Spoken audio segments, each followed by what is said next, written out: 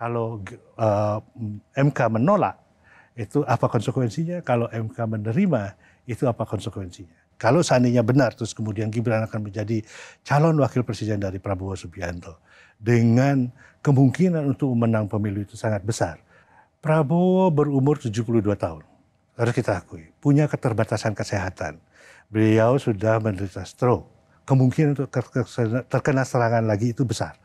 Dan meletakkan beban kenegaraan di atas pundak orang yang punya masalah kesehatan seperti ini juga menjadi pertanyaan. Kalau seandainya terjadi apa-apa, mudah-mudahan tidak gitu ya, pada diri presiden.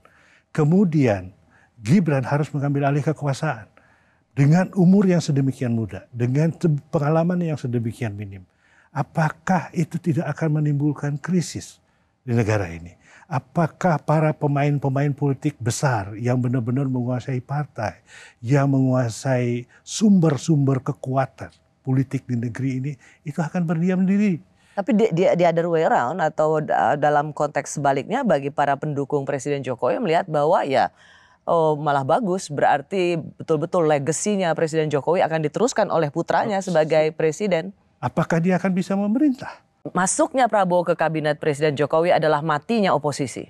Sangat mencerminkan hal itu, sangat mencerminkan matinya oposisi. Ditambah lagi tentu dengan faktor-faktor lain seperti hukum, ya undang-undang ITE, terus kemudian berbagai litigasi yang dilakukan, termasuk juga tidak hanya terhadap aktivis, tetapi juga terhadap masyarakat biasa. Ya, nah. Dampak dari semua ini tidak ada suara alternatif dan ditambah lagi di antara politik itu ada saling pengertian satu sama lain. Jadi saya melihat tidak pernah sebelumnya ada persatuan elit yang demikian eratnya dalam politik Indonesia, bahkan pada zaman Orde Baru persatuan elit itu terjadi karena memakai senjata.